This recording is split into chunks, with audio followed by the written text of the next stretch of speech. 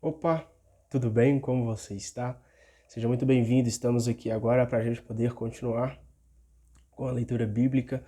Hoje vamos iniciar um novo livro da Bíblia. Hoje nós vamos iniciar aqui no livro de Esdras. Hoje nós vamos ler do primeiro capítulo de Esdras até o capítulo 3, tá ok? E aí, vou explicando para vocês, com base nós vamos lendo. Óbvio, como já falei aqui, não sou nenhum especialista, não sou nenhum teólogo, mas vamos pedir sempre a presença do Espírito Santo para que ele possa nos mostrar aquilo que ele quer nos falar, pois Deus não se apresenta somente para os teólogos, para os sábios, mas ele se apresenta também para os humildes e principalmente para os humildes. Nós temos que entender que Deus veio para todos e ele se apresenta para todos e ele se apresenta também para os humildes. Então, antes de nós iniciarmos a nossa leitura aqui, vamos fazer oração do Espírito Santo para que ele possa nos abençoar e nos mostrar aquilo que ele quer nos falar no dia de hoje com a leitura bíblica, tá bom? Vinde, Espírito Santo, enchei os corações dos vossos fiéis e acendei neles o fogo do vosso amor, e enviai o vosso Espírito, e tudo será criado, e renovareis a face da terra. Oremos, ó Deus que instruístes os corações dos vossos fiéis, com a luz do Espírito Santo, fazei que apreciemos retamente todas as coisas, segundo o mesmo Espírito, e gozemos sempre da sua consolação. Por Cristo, Senhor nosso. Amém. Deus e meu Pai, peço que agora neste momento o Senhor possa estar conduzindo a nossa leitura, para que possamos fazer uma leitura qualificada, para que as palavras aqui que a gente lê, que tudo aquilo que a gente entender não seja somente pela nossa própria vontade, mas principalmente, Pai, pela Tua misericórdia, para aquilo que o Senhor quer nos mostrar com a Tua palavra. Por isso, guia, Pai, o nosso pensamento e possamos ser instrumentos da Tua palavra. Faça a Tua vontade em nossa vida para entender corretamente aquilo que o Senhor está querendo nos dizer. Conduza a nossa leitura e nos abençoe hoje e sempre. Amém. Então vamos lá, vamos iniciar aqui o primeiro capítulo de Esdras. Como eu expliquei, nós vamos ler do primeiro capítulo até o capítulo 3, ok? E aqui já de início, falando um pouquinho sobre o início aqui do livro de Esdras, nós vamos ver aqui que depois da volta do exílio, as pessoas que tinham sido ali expulsas da terra onde Deus havia destinado para elas, os filhos de Israel, então agora eles vão voltar, depois ali do exílio da Babilônia, para a Babilônia, na verdade, onde Nabucodonosor, vamos dizer aí que ele basicamente expulsou todas as pessoas ali e começou a destruir o templo que Salomão tinha feito para Deus. Só que agora eles vão voltar para a tua terra onde Deus tinha destinado para eles e eles vão reconstruir o templo de Deus, tá ok? Então vamos iniciar aqui no capítulo 1. No primeiro ano do reinado de Ciro, rei da Pérsia, Javé, cumprindo o que tinha dito pelo profeta Jeremias, despertou a consciência de Ciro, rei da Pérsia, que proclamou por todo o império, a viva voz e por escrito o seguinte. Antes de comentar aqui o que Ciro falou ali, olha que bacana. Deus, Javé, despertou a consciência de Ciro.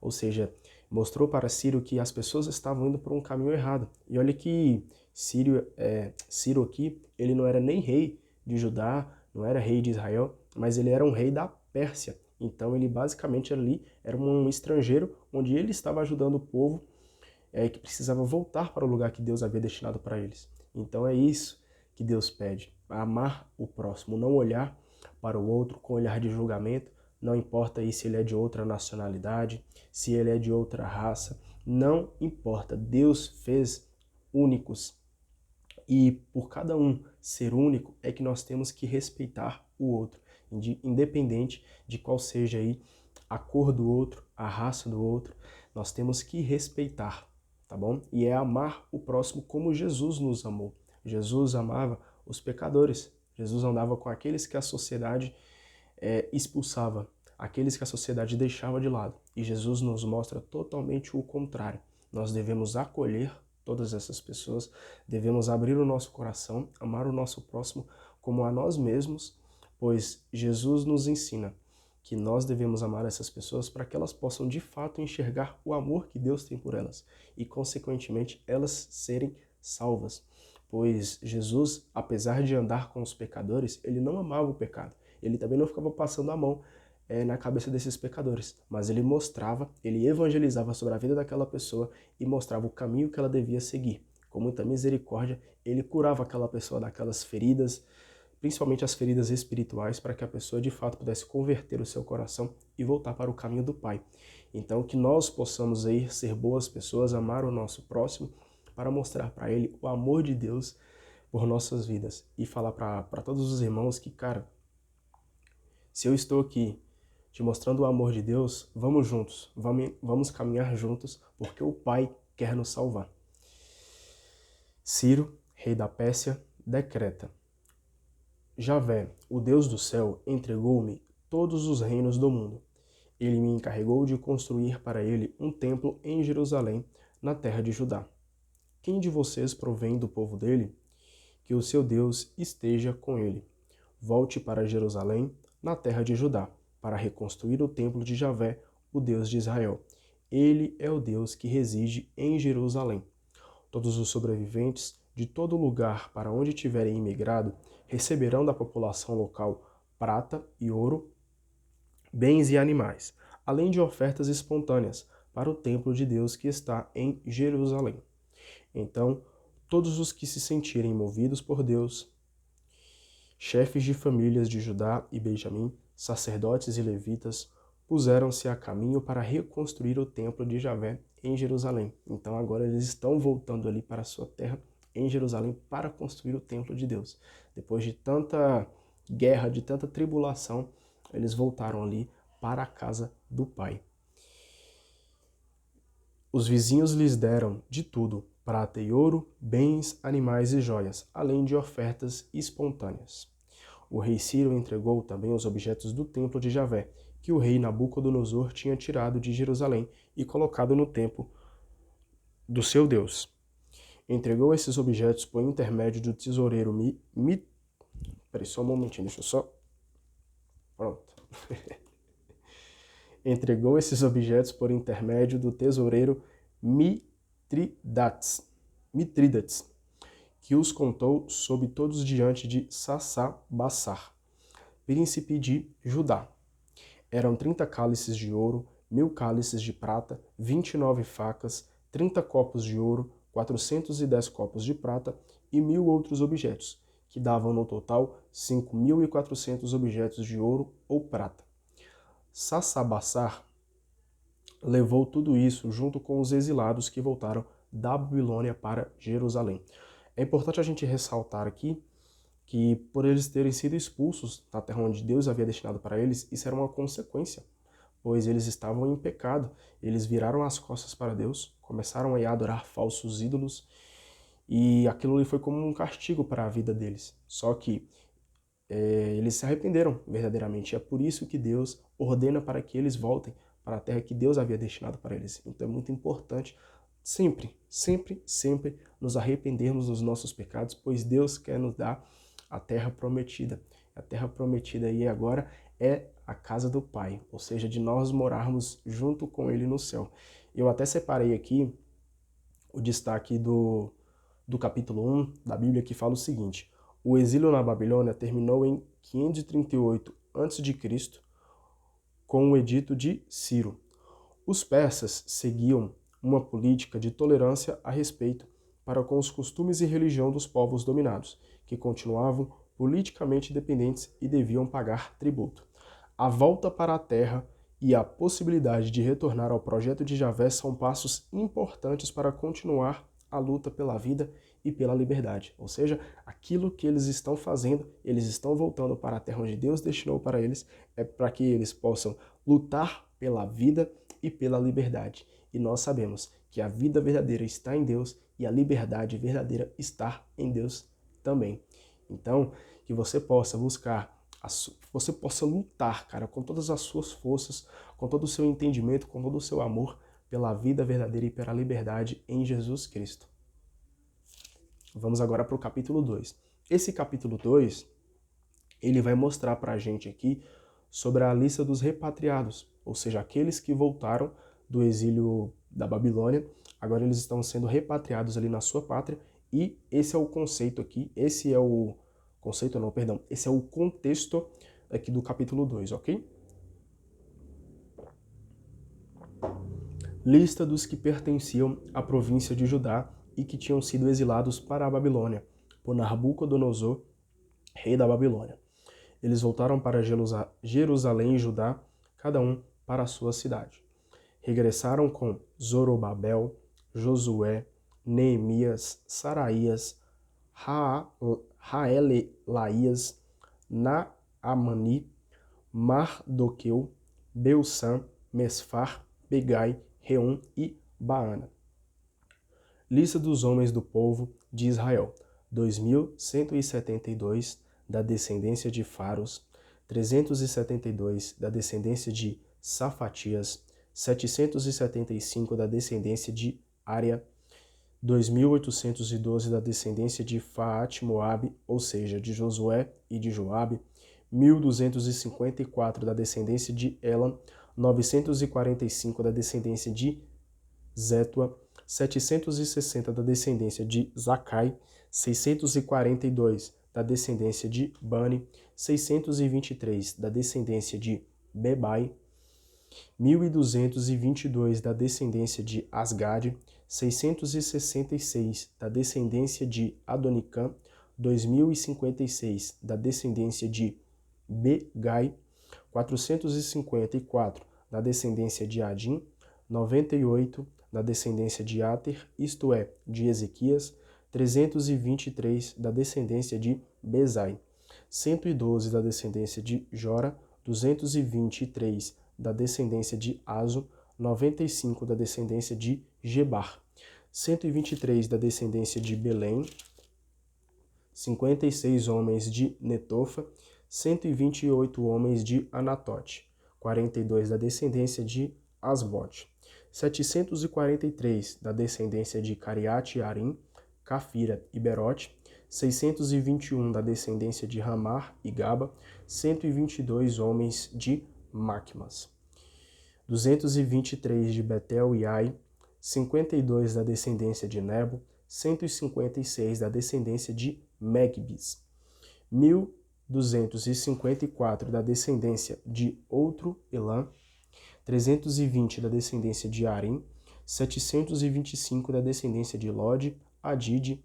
e Ono, 345 da descendência de Jericó e 3.630 da descendência de Sanaá. Olha para você ver, é bastante gente que está sendo aqui repatriada depois ali do exílio para a Babilônia. Ainda tem mais, tá? Regressaram os seguintes sacerdotes: 973 da descendência de Gedaías, da família de Josué, 1.052 da descendência de Emer, 1.247 da descendência de Fazor, 1.017 da descendência de Arém. Regressaram 74 levitas da descendência de Josué e Cadmiel, filhos de Odovias. Cantores descendentes de Asaf, 128. Da descendência de Selo, de Ater, de Telmon, de Acube, de Atita e de Sobai, famílias de porteiros, 139. Regressaram também doados das seguintes descendências: Sia, Azufa, Tabaote, Ceros, Siá, Fadon, Lebana, Agaba, Acube, Agabe, Senlai, Anã, Sidel, Gaé, Raaias, Razim, tá um pouco apagado aqui, se não me engano é Razim, Necoda, Gazã, Uza, Fazea, Bezai, Azena, Meunitas, Nefusitas, Baquebuque, Acufa, Arur, Baslut, Maida, Arsa, Bercos, Císara, Tema, Nazias e Atifa. Regressaram ainda descendentes dos escravos de Salomão, das seguintes famílias: Sotai, Soferete, Feruda, Jaala, Darcon, Gidel, Safatias, Átio, Foquerete, Asebaim e Ami. Os doados e os descendentes dos escravos de Salomão perfaziam um total de 392 pessoas. Os que regressaram de Tel-Mela, Tel-Arsa, Querube, Adon e Emer e não puderam provar que sua família era de origem israelitas são os seguintes: 652 da descendência de Dalaías, de Tobias e de Necoda, além do pessoal das famílias de sacerdotes, descendentes de Abias, de Acos e de Berzelai. Este último se casara com uma filha do Galaadita Berzelai, do qual adotou o nome. Todos esses procuraram o registro da sua genealogia, mas não encontraram. Foram assim excluídos do sacerdócio como impuros. O governador deu ordem para eles não comerem dos alimentos sagrados, até aparecer um sacerdote que consultasse o Urim e o Tumim.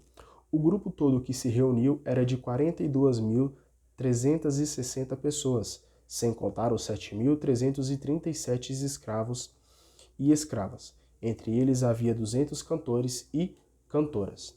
Tinham 736 cavalos, 245 mulas, 435 camelos e 6.720 jumentos. Vários chefes de família, ao chegarem ao templo de Javé, que está em Jerusalém, fizeram suas ofertas espontâneas para que o templo fosse reconstruído no mesmo lugar. Olha para você ver. Eu vou bater nessa tecla aqui mais uma vez. Deixa eu só destacar aqui na Bíblia. E algo que nós estamos falando aqui desde... Só um segundinho, peraí. Pronto. Algo que nós estamos falando aqui já deve ter, acho que quase uma semana aí, que nós estamos falando aqui sobre o mesmo assunto. Eu sempre bato nessa tecla, porque é algo muito importante e algo que sempre me dá um incômodozinho no meu coração. A gente vai percebendo aqui que desde os nossos antepassados, desde que essa época, onde está falando aqui sobre o rei Ciro, que era ali o rei da Pérsia, esse livro aqui, eu não vou saber dizer, mas a gente sabe que o Antigo Testamento aqui, cara, ele foi escrito muito antes de Cristo. Então, são milhares de anos atrás. E desde essa época, as pessoas já tinham um costume de dar a oferta, aqui como a palavra fala, fizeram suas ofertas espontâneas. Ou seja, eles davam ali o dízimo para a igreja. E aí, por qual motivo que eles davam o dízimo para a igreja? Aqui na própria palavra de Deus fala, para que o templo fosse reconstruído no mesmo lugar. Então ali, onde eles sabiam que o templo de Deus havia sido destruído pelos inimigos, eles de forma espontânea, eles davam a sua oferta, o seu dízimo, para a reconstrução do templo. Hoje, cara, é muito importante a gente sempre bater na tecla, porque algumas pessoas esqueceram o real significado do dízimo. Até mesmo alguns cristãos esqueceram por que nós temos que dar o dízimo para a igreja. Será que não estão me passando a perna e tudo mais? E eu queria dizer para você o seguinte, a sua parte tem que ser feita. A administração do dinheiro, se você for um fiel da igreja, não depende de você. Antes eu vou falar com os fiéis, tá? A minha visão. Primeiro que nós temos que fazer as nossas partes. Eu, como cristão da minha igreja, tenho que dar uma parte daquilo que Deus me abençoou. E eu tenho que fazer isso porque eu estou retribuindo para Deus todas as bênçãos que Ele me deu. E estou dando ali uma parte que é mínima. Deus merece muito mais do que nós podemos dar para Ele. Então é muito importante você dar uma parte do seu ganho para Deus, pois você está glorificando o nome dele e você está honrando com tudo aquilo que ele tem te abençoado. E é muito importante você entender, colocar na sua cabeça que você não está fazendo aquilo pelos homens, mas para que o projeto de Deus continue vivo. Ou seja, você está entregando aquilo ali, cara, para a honra e glória do Senhor. Saiba que você, mais do que você dar aquilo para uma estrutura física, mais de você dar aquilo nas mãos de homens, você tem que entender, você tem que colocar na sua cabeça que você está fazendo aquilo para a honra de Deus, tá? Não se esqueça que o dízimo você está dando é para Deus, não é para os homens. E isso ajuda a manter a igreja de pé, a gente levar a palavra de Deus para sempre, cara. As igrejas são muito importantes na nossa vida e é por isso elas têm gastos, precisam pagar aí várias e várias contas, né? Contas de água, luz, internet, pessoal da limpeza, ou seja, A igreja tem seus custos e é importante nós ajudarmos o templo de Deus a se permanecer de pé. É isso que Deus espera da gente. E aí, agora falando com os administradores, cara, as pessoas confiam em vocês. Então nós damos o dinheiro para a igreja confiando que o dinheiro vai ser usado para boas causas. Então você aí que é tesoureiro na sua igreja, faça o bom uso desse dinheiro. Peça para que o padre faça o bom uso desse dinheiro. O padre já tem essa consciência, mas você que talvez esteja vendo esse vídeo e seja padre também, seja aí líder de alguma igreja, rapaz, faça o bom uso desse dinheiro. Reforme a sua igreja, pinte a sua igreja, deixe a sua igreja bonita para que os fiéis sintam ali à vontade, sintam confortáveis na casa do Senhor. E para aqueles que talvez não frequentam a casa do Pai, sintam-se chamados para ir à casa de Deus. Então é fazer muito bem o uso do dinheiro que nós damos para a igreja. Então você já sabe da sua missão. Deus te colocou nesse lugar, então faça a sua missão bem feita, tá bom? Nós fiéis vamos fazer as nossas missões bem feitas e os tesoureiros administradores do dinheiro da igreja fazer isso bem feito também, tá bom? Versículo 69. Conforme cada um podia, deram para o tesouro do culto 61.000 dracmas de ouro. Olha para você ver o tanto. 5.000 minas de prata e 100 túnicas sacerdotais. Os sacerdotes, os levitas e parte do povo passaram a morar em Jerusalém, enquanto os cantores, porteiros e doados, com todos os israelitas, foram morar, cada um na sua cidade. Vamos aqui agora para o capítulo 3. Quando chegou o 7º mês, os israelitas já estavam em suas cidades, e todo o povo se reuniu em Jerusalém, como se fosse uma só pessoa.